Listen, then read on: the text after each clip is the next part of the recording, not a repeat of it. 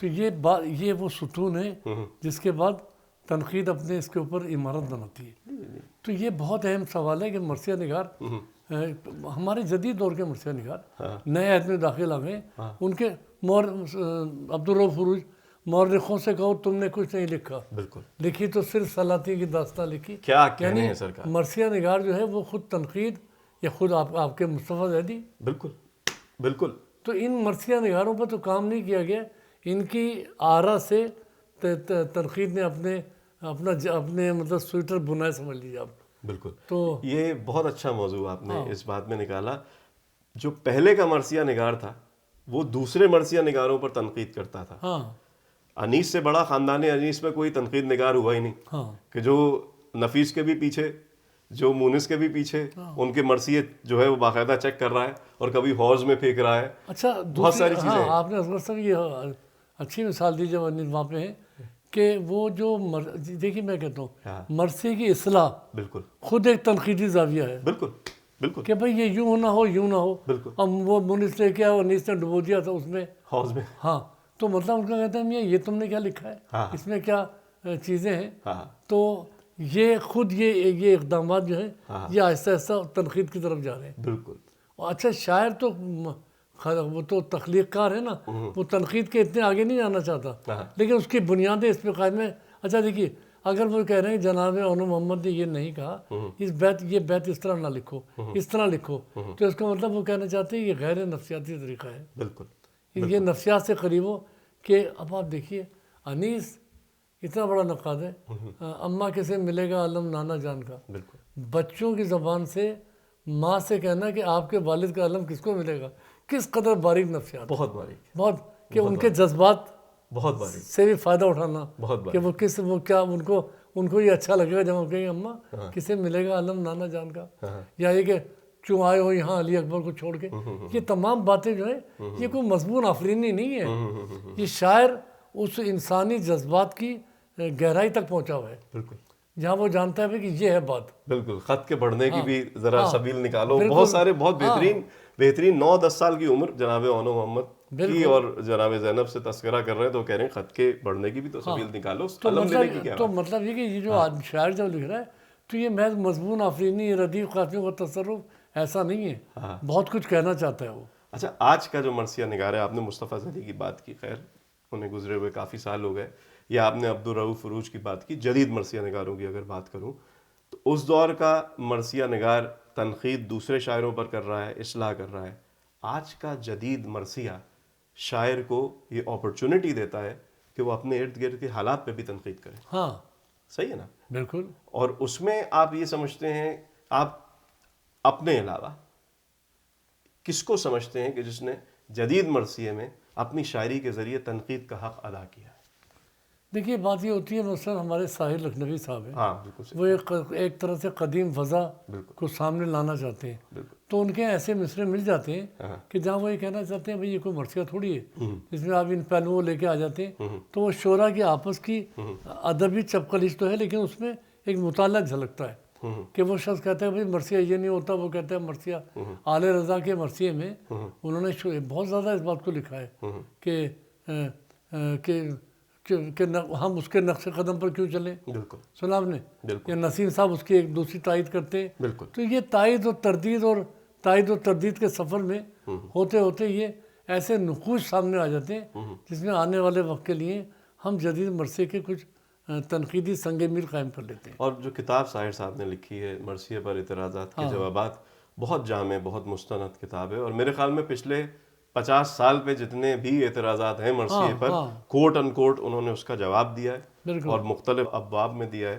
تو اب دیکھ لیجئے انہیں خود آپ یہ کی بات سے بات کر لیجیے کہ ساحر لکھنوی صاحب جو ہیں انہوں نے جوابات دیے نقادوں کے, تنقید نگاروں کی آرا کو انہوں نے خود جواب دیا.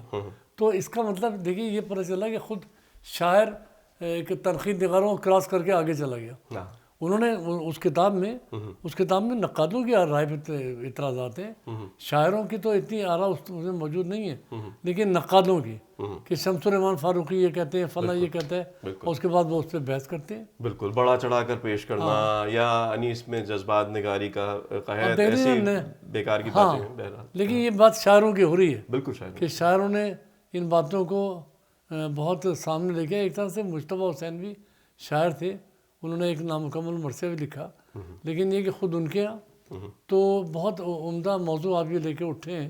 اور میں سمجھتا ہوں کہ کبھی اس پر بھی کام کیا جائے کہ صرف شاعروں نے ان کے دیکھیے یہ چیزیں مختوم بہت ہیں. درمیان کے حصے میں جہاں وہ شروع بحث کرتے ہیں، جہاں تعلی کے پہلو آتے ہیں، تعلی کے پہلو میں ہوں شہنشاہ سخن اور میں یہ کر دوں فلاں، یہ پہلے بھی ہے. نام بڑھتا گیا جب ایک کے بعد ایک ہوا، بالکل تو وہ ایک کے بعد جو ایک آ رہا ہے وہ ایک نئی فکر لے کے آ رہا ہے. شاد نے اس کو بہت، شاد کے یہاں بہت ہے، شاد کے یہاں بھی بہت ہے، پیارے صاحب رشید کے یہاں بہت ہے، اوچ کے یہاں بہت ہے، معراج کلام میں شاد عظیم بازی کرنا کیسی بہار، آگ لگا دو بہار کو. ہاں جب دشتے ماریاں میں خزاں ہو گئی بہار، کملائے پھول کیا. تو ان کو اعتراض تھا کہ نفیس کے یہاں بہاریہ مضامین آئے ہیں، یا پیارے صاحب رشید نے ساقی نامہ لکھا ہے، اور ایک سے ایک ساقی نامہ لکھا ہے صاحب. دیکھیے اچھا اس میں ہوتا کیا ہے، اس ساقی نامے کے لکھنے کے دوران مضامین نئے سے نئے سامنے آئے ہیں. آگ جس شخص پہ ڈالوں وہ شرابی ہو جائے، سادے پانی کو جو دیکھوں تو گلابی ہو جائے. تو یہ چیزیں بھی سامنے آئیں، اس کی تردید میں چیزیں سامنے آئیں، اور ادب کی پرورش ہوتی رہی، نشو و نما ہوتی رہی. آپ یہ بتائیے مجھے، میری ان کتابوں پہ نظر پڑ رہی ہے ابھی، میں ساری کتابیں دیکھ رہا ہوں سوائے عاشور کاظمی صاحب کی 2 کتابوں کے. آپ کی کچھ کتابیں ہیں یہاں پہ، کچھ کتابیں ہیں. ہاں پیچھے مڑ کے دیکھتے ہیں تو کیا دیکھتے ہیں؟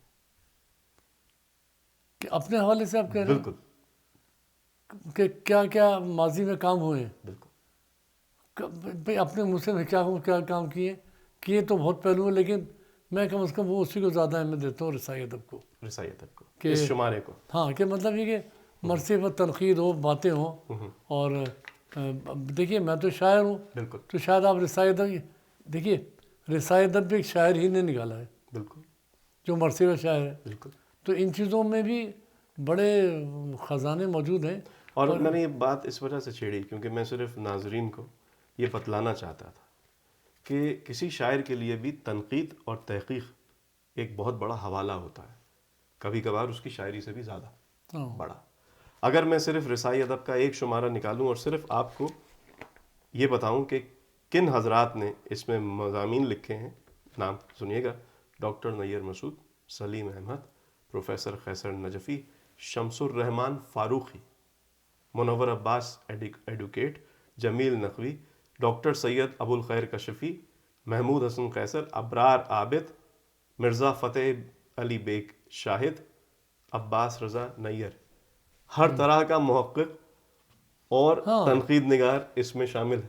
یعنی آپ اگر 2 منٹ کے لیے اس کے ایڈیٹر کو ہٹا دیں جن کا نام ہلال نقوی ہے، جی ہاں، تو آپ یہ دیکھیے کہ کم از کم ایک ادبی رسالہ جاری کرنے کا مقصد یہ کہ ادبی رسالے کی بنیادی تنقید ہوتی ہے.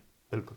ادبی رسالہ اب دیکھیے اس میں آپ کہیں گے مرثیہ ایک ہے، 10 صفحے مرثیہ ہے، 70 صفحے تنقیدی مباحث ہیں. تو مرثیے کے شعراء نے ان چیزوں کو زیادہ توانائی دی اور چاہا ہے کہ یہ کام ہو. ڈاکٹر شارب ردولوی، مشکور حسین یاد، ڈاکٹر جمیل جالبی. ناظرین یہ ایک تاریخ ہے جو کہ مرتب ہوئی ہے رسائی ادب کے ذریعے، اور میرے خیال میں جتنے بھی شاعروں کی ہم نے آج تک کے بات کی ان تمام کے مضامین اور تنقیدی اور تحقیقی مضامین رسائی ادب میں شامل ہیں. اور بھائی یہ آسان کام نہیں ہے انیس کے بارے میں 1100 صفحات اس صدی میں پورا کرنا 2002 میں، اور آسان نہیں ہے 2013 میں دبیر کے لیے. تو کیا آپ مطلب ہے کہ یہ اسی بحث کا سلسلہ ہے کہ شاعر جو ہیں وہ مرثیے کی تنقید کے لیے کام کرتے رہتے ہیں؟ جو سوال میں نے آپ سے پچھلے پروگرام میں پوچھا تھا وہ اسی وجہ سے پوچھا تھا کہ شاعر صرف شاعری میں نہیں متوجہ ہو بلکہ ادبیات میں نثر پہ بھی کام کرے. ہاں. اور نثر کا بھی ایک عجب مزہ ہے، اور جب شاعر جو ہے وہ تنقید لکھتا ہے یا تحقیق کرتا ہے تو کبھی کبھار جب وہ پیچھے پلٹ کے دیکھتا ہے تو اس کی زندگی کا سرمایہ جو ہے کبھی کبھار تنقید بھی ہوتی ہے. دیکھیے انگریزی ادب کے حوالے سے یہ بحث بہت ادب میں عام ہے کہ شاعر کو شاعر ہی پرکھ سکتا ہے. بالکل. اور کئی لوگ ہیں خاص طور سے ہم میرے ملنے والوں میں جو بڑے اچھے شاعر رہے اور بہت ہی میں اس کو اچھے انسانوں میں شمار کرتا ہوں. عبید اللہ علیم. بالکل. تو انہوں نے یہ بحث چھوڑ دی بھائی یہ تیسرا آدمی کہاں سے آ گیا شاعر اور سامنے کے بیچ میں انعقاد کون ہے. وہ کہتے ہیں خود شاعر اس کا حقدار ہے کہ وہی فیصلہ کرے. لیکن یہ بھی ضروری نہیں ہے کہ اس بات کو تسلیم کیا جائے کہ شاعر کا فیصلہ شاعر ہی کرے گا. اردو کے بڑے تنقید نگار جو ہیں وہ شاعر نہیں ہیں عام طور پہ لیکن بڑی شخصیتیں ہیں. بالکل بالکل. لیکن اندر ایک شاعری کی روح تو ہے. شیولی میں بھی تھی اور احتشام حسین میں بھی ہے. ہاں مجنو صاحب نے بھی سب چیزوں کو سمجھ ان کے اس کا ذائقہ نظر آتا ہے. بالکل. تو چیزیں تو ہیں. بہت یہ کہوں کہ مزہ آیا اس گفتگو کو چھیڑ کے اور میرے خیال میں وہی بات میں کہوں گا ناظرین کہ دامن وقت میں گنجائش نہیں اور اتنے بڑے موضوع کا احاطہ 25 منٹ میں ممکن نہیں. جتنے بھی پروگرام ہم ڈاکٹر ہلال نقوی صاحب کے ساتھ کر رہے ہیں اس میں کوشش یہی ہے کہ پروگرام جامع ہو اور آپ تک کے جو ہے وہ اس کی اصل منطق پہنچ سکے. تحقیق کی پہنچی, تنقید کی پہنچی اور اب تنقید نگار شعراء کی بھی گفتگو ہو. اور پھر یہ کہ محض ہم یہ نہیں کہتے کہ اس میں کوئی بہت زیادہ انکشافات ہو گئے لیکن چند آپ نے جھلکیاں دکھائی ہیں کہ یہ بنیادیں ہیں. بالکل. آئندہ کام کرنے والوں کے لیے بہت کچھ ہو سکتا ہے. بالکل. اور عموماً یہ تمام چیزیں جو ریکارڈ کا حصہ بنتی ہیں وہ بعد میں تحقیق کے لیے بھی استعمال ہوتی ہیں, پی ایچ ڈی کے مقالات کے لیے بھی استعمال ہوتی ہیں. انشاءاللہ اس سلسلے کو جاری رکھیں گے. ہمارے ساتھ رہیے گا. خدا حافظ.